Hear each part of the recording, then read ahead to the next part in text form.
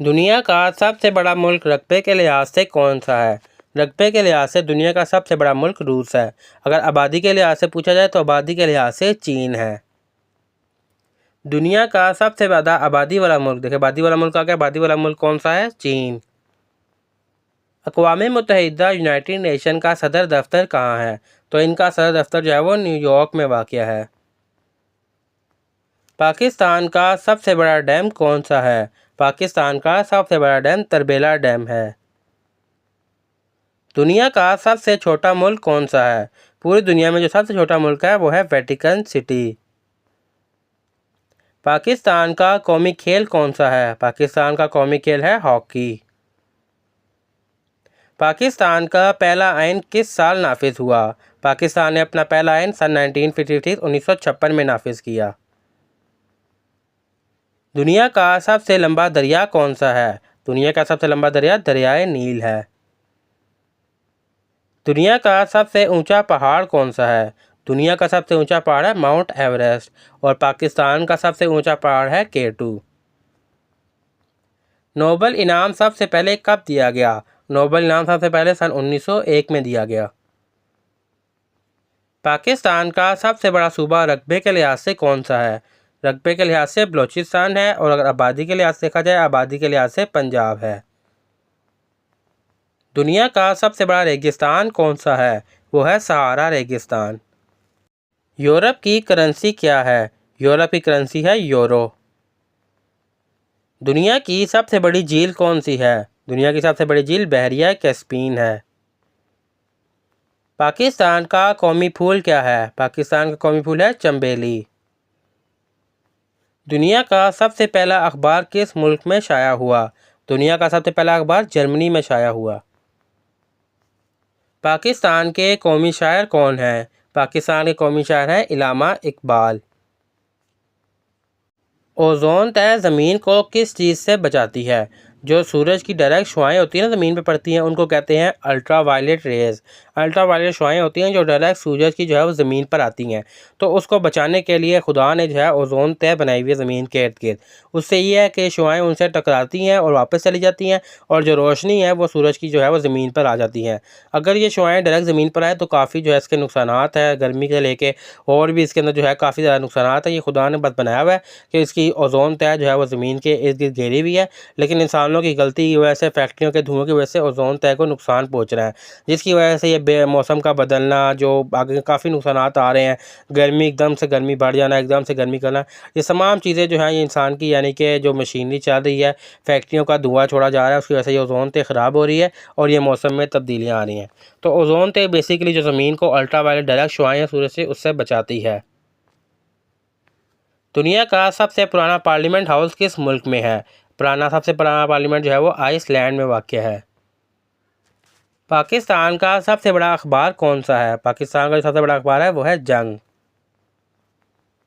Pakistan navy का क़याम कब अमल में आया? पाकिस्तान नेवी का क़याम सन 1947 में अमल में आया। पाकिस्तान नेवी का हेडक्वार्टर कहाँ वाक़ है? पाकिस्तान नेवी का हेडक्वार्टर कराची में वाक़ है। पाकिस्तान नेवी का पहला कमांडर इन चीफ कौन था? वो थे admiral HMS chatter. Pakistan navy का मोटो क्या है? ईमान, तकवा और खिदमत। पाकिस्तान नेवी डे कब मनाया जाता है? नेवी डे 8 सितंबर को मनाया जाता है। पाकिस्तान नेवी का सबसे बड़ा जो बेस है वो कहाँ है? वो कराची में वाक़या है। पाकिस्तान नेवी का पहला सबमरीन आबरूज बेड़ा किस साल हासिल किया गया? पाकिस्तान नेवी ने जो अपना पहला सबमरीन था वो 1964 में हासिल किया। पाकिस्तान ने पहली आबरूज गाज़ी किस मुल्क से हासिल की? तो पहला आबरूज जो गाज़ी था इसका नाम रखा गया वो अमेरिका से हासिल किया। ऑपरेशन द्वारका कब हुआ था? ऑपरेशन द्वारका यानी कि 1965 की जंग में जो ऑपरेशन किया गया था पाकिस्तान नेवी की जानिब से, उसको ऑपरेशन द्वारका का नाम दिया गया था। पाकिस्तान नेवी का एविएशन विंग किस साल कायम हुआ? एविएशन विंग 1961 में कायम हुआ। पाकिस्तान नेवी का ट्रेनिंग सेंटर PNS हिमालय कहाँ वाक़ है? तो ये कराची में वाक़ है PNS हिमालय। पाकिस्तान नेवी का ऑफिसर ट्रेनिंग इदारा कहाँ है? पाकिस्तान नेवल एकेडमी मनरो में। पाकिस्तान नेवी की स्पेशल फोर्सेस को क्या कहा जाता है? SSG नेवी कहा जाता है। पाकिस्तान नेवी का मरीन कोर किस साल कायम किया गया? 1990 में कायम किया गया। पाकिस्तान नेवी का सबसे पहला फ्रिगेट F-22P कहाँ से हासिल किया गया?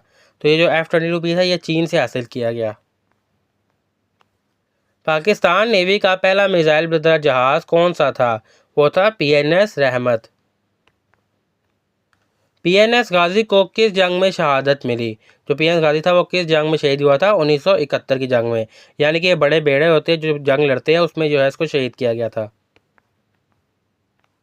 पाकिस्तान नेवी का मौजूदा एडमिरल 2025 कौन है? एडमिरल मोहम्मद अमजद खान नियाजी। पाकिस्तान नेवी का सबसे जदीद बंदरगाह शहर कौन सा है? वो है गवादर। पाकिस्तान नेवी का जंगी नारा क्या है? अल्लाहु अकबर। पाकिस्तान के मौजूदा वज़ीर आज़म कौन है? अभी तक शहबाज शरीफ। पाकिस्तान के मौजूदा सदर कौन है? आसिफ अली जरदारी। पाकिस्तान के मौजूदा चीफ ऑफ आर्मी स्टाफ कौन है? जनरल आसिम मुनीर। 2025 में पाकिस्तान का नया बजट किस महीने में पेश किया गया? 2025 का बजट जून में पेश किया गया। हाल ही में पाकिस्तान ने किस मुल्क के साथ दिफाई मुआहिदा किया? चीन के साथ जो है वो दिफाई मुआहिदा किया। पाकिस्तान के मौजूदा वज़ीर ख़ारजा कौन है? बिलावल भुट्टो जरदारी। पाकिस्तान ने 2025 में पहली बार किस मुल्क को JF-17 थंडर तैयारे एक्सपोर्ट किए? तो इराक़ को एक्सपोर्ट किए। 2025 में IMF ने पाकिस्तान को कितने अरब डॉलर कर्ज की मंजूरी दी? 7 अरब डॉलर की मंजूरी दी। 2025 में पाकिस्तान की सबसे बड़ी आबादी किस सूबे में है? सूबे पंजाब में। 2025 में पाकिस्तान ने अपना पहला सैटेलाइट किस नाम से लॉन्च किया? पाकसैट MM-1 के नाम से। 2025 में पाकिस्तान ने किस मुल्क के साथ गैस पाइपलाइन मुआहिदा बहाल किया? ईरान के साथ जो मुआहिदा मनसूख हो गया था उसको दोबारा से बहाल कर दिया। 2025 में पाकिस्तान में मरदमशुमारी के मुताबिक कुल कितनी आबादी है? 24 करोड़ आबादी है।